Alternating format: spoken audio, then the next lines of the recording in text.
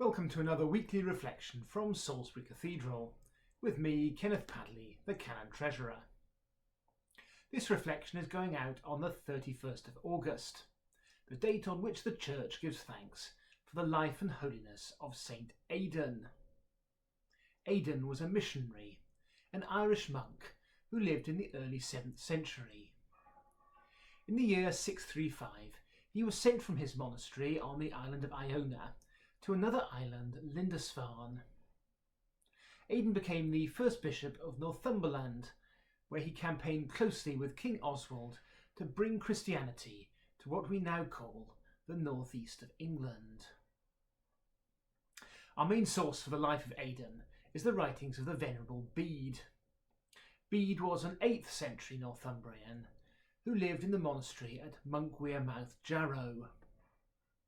Bede is best remembered today for his ecclesiastical history of the English people.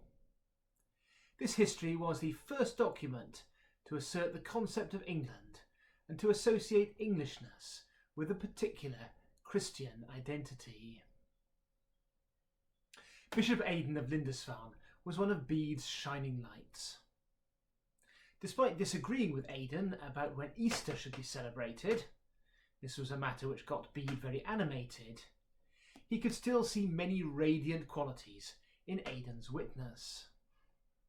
In particular, Bede noted Aidan's life of poverty and concern for the poor, as well as miracles which he understood to be signs of Aidan's holiness.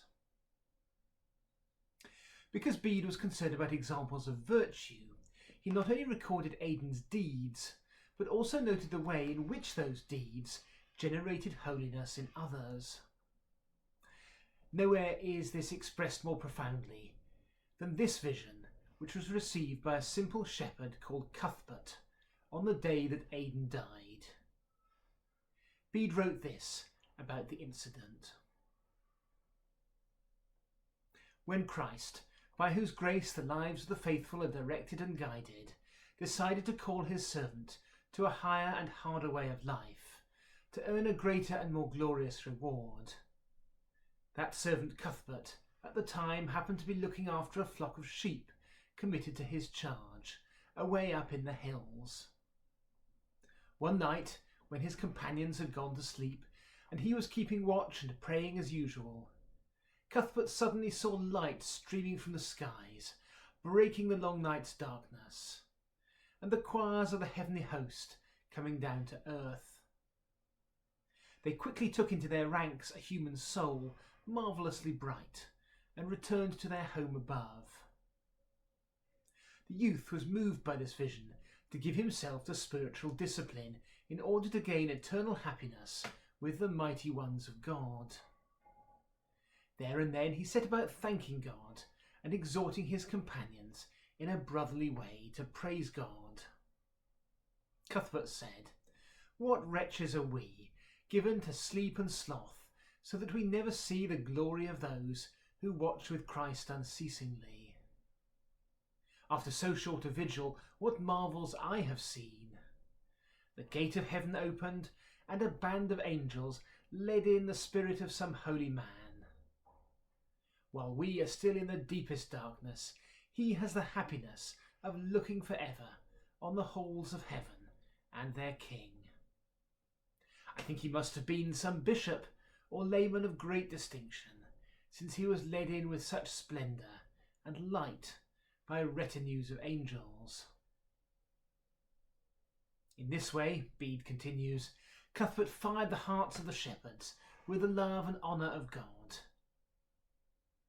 Next day, here comes the crucial part, next day, Cuthbert was told that Aidan, Bishop of Lindisfarne, a man of outstanding holiness, had passed into the kingdom of heaven at the time of his vision. Cuthbert delivered the sheep back to their owners and decided to enter a monastery.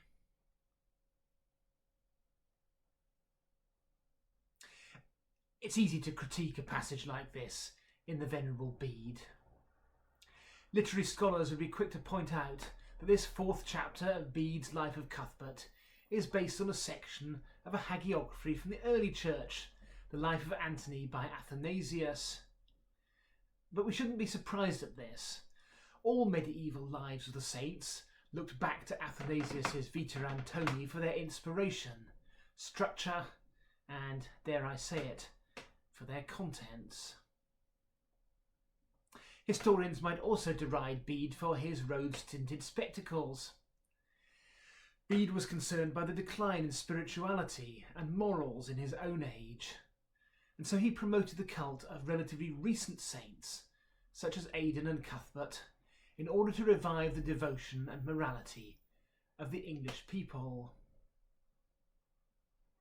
This, I think, is the point of all the saints, and of stories about the saints. They lift our horizons to greater possibilities and deeper truths.